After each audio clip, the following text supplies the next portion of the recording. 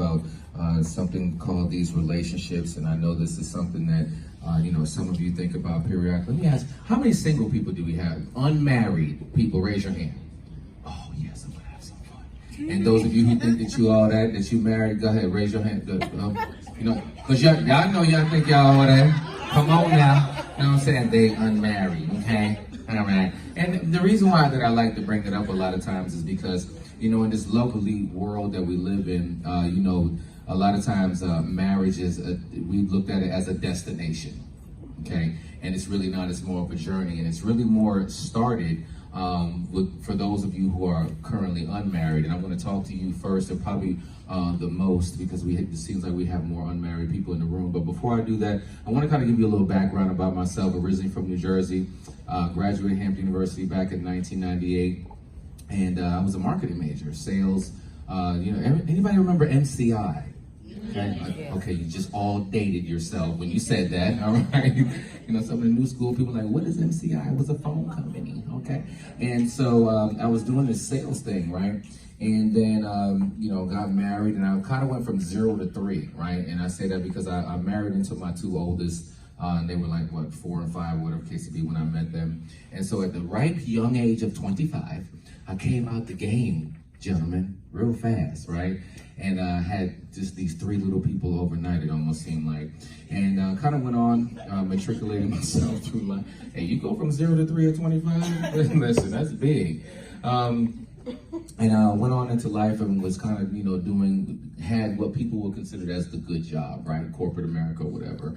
And somewhere around 2010, there was just a wake-up call after, recession or whatever case it may be. Actually, was still going on during that time. And I was actually, at the time, I'll be very transparent with you, I was somewhere between $150,000 to $200,000 a year that I was making in my sales job. Now, people would look at that and be like, oh yeah, you were doing your thing. Guess what? When you're not walking in your purpose, it doesn't matter what your paycheck looks like, okay? And if you don't believe that, if you haven't been there, I'm going to bear witness to you to tell you that my wife was happy, right? The kids was happy, right? They were upstairs eating dinner, okay? And I was downstairs on my computer, all right? And so I couldn't even spend time with them because, hey, working from home, they get more time out of you. All right, and it kind of trickles into your household a little bit. And so, because I was out there doing what was called rat races. So we're here in Atlanta. Imagine going from Decatur to exit 9 on 400 every morning. Okay, that was my rat race every single day. And so, I found myself sitting there saying, I mean, what's going on? And so there were some things that kind of moved into my marriage, whatever case it be, and caused some spikes or whatever. And a couple of years later, God sometimes has his own, route that he wants you to take or whatever. And so I had a spiritual advisor during that time, and she was just like, you know what, you need to write a book. And I was like, what? I want to write a book? I always like to tell people, I don't even like English. So what do you want me to write a book for? I don't even want to do that. And she just went into expressing just how, some of the things that was happening in my life, how I might need to share that with people. She said, you know what, Elam, you're the person that people want to hear from. So I was like, okay. So I said to myself, well, maybe they just don't want to just hear from me. Maybe there's some other people that I know because, gentlemen, we don't have to admit this in the room, but we're not the best communicators when it comes to matters of the heart, all right? Okay, I knew women always love to say that, right? And we're not. We're not the best communicators. Some of that is biological, and we'll talk about it in a moment. But, so I said, let me just reach out to some other individuals. So I want you to imagine yourself walking into the room, ladies, and standing around you are 24 big brothers that were going to give you just some insight into the things that we think about. My wife didn't have her father in her life, so I knew what that looked like. And so there were some things that she just kind of didn't know. So I call it more of a manual versus a book, because you can open it up and just go to any particular chapter and get information from that. And so you have those who might have had a father in their life. We kind of complement the information there. And even for the gentlemen, this is information that will make you say, okay, you know what, I wasn't the only person that felt like that. And if you're taking a moment to yourself and maybe asking, okay, what does this have to do with business, right? Well, I'm just going to say something to you that maybe you might have already figured out.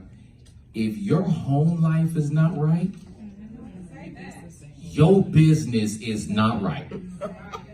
Okay, your money ain't right, and even if you think you're getting it right now, it's not to the level that it really should be if you got your relationship right. And somebody asked me a question last week, and I had an entirely different topic that I was going to talk about coming into today. But somebody asked me a question last week. I was on a radio show, and she was just like, you know what, Elam, what's the one thing that a relationship is missing? Right? What's the one thing that people should know about? And I said, you know what the one thing that people should know about that's missing in a relationship? Themselves. You're missing from the relationship. Okay, physically you might be there. Okay, let me talk to my unmarried folks for a second. I don't care what these married people who think they know something will tell you. You are in the best situation right now. Okay, because I'm trying to tell you, no matter what they say, you're in the best situation right now. Okay, all right, because somebody have a Holy Ghost moment, all right. And the reason why I want to say that is because you have an opportunity of designing your life in a manner that these married people did not understand. Okay? Okay? We didn't understand that. You know who you're talking to? You're talking to somebody who had 30 minutes worth of pre-marriage counseling before they got married. Now, I am sitting on 16 years. Okay? 16 years, August 30th. Let's give it up for me. Blended family. It's a whole nother dynamic. We won't even go there. Okay, they didn't tell me that. Why didn't they tell me that? Okay, so here's the thing. I didn't ask the right questions. You're absolutely correct. So you're in the best situation, and somebody asked a question earlier. They were talking about, maybe you might have different things going on in your mind right now, different directions that you want to go in. You want to be the serial entrepreneur, whatever the case may be. Let me share something with you. Whatever, I think Angie said it earlier, when she was talking about, what would you do for free? You want to know about, what direction, your purpose, and where you want to go. What would, if all your bills were paid, what would you do for free all day long? Okay, and contributing back to society. 9 times out of 10, that's your passion. That's your purpose. You see what I'm doing right now? I could do this all day long. Okay, I know, right? I could do this all day long, right? And let me tell you the reason why that's important for my unmarried folk. Okay, because here's the thing. You're looking towards going into a relationship and being with somebody else, right? But here's the thing. The major way of making sure that relationship works is that you have a relationship with yourself first. How do you love you? Okay? When you walk in your purpose, when you know which direction that you're going in, here's the thing. The major way of making a great decision inside of a relationship is having expectations. Okay? You can have expectations when you know what your purpose is. Where are you going? This is what I want to do. I don't care if it's a fireman, a teacher, the cleaning person that was doing that earlier. I don't care what do you want to do? Because once you define that, then you can let everybody else know whether they even need to come in here, right? Whether they even can sign up for what you have.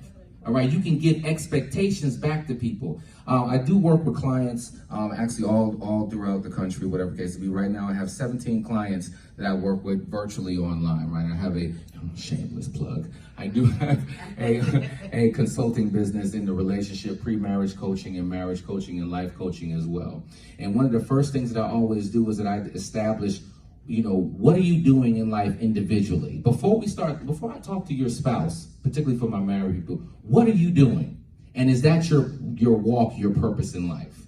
And then I ask the spouse the exact same thing, because we need to establish what direction are you going to go in? What's your vision? See, it's interesting when it comes to funding, right? That we'll go do some research, right?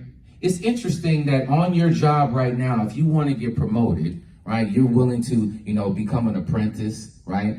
Maybe get a mentor, right? To put yourself in a situation where you can kind of advance in life, right?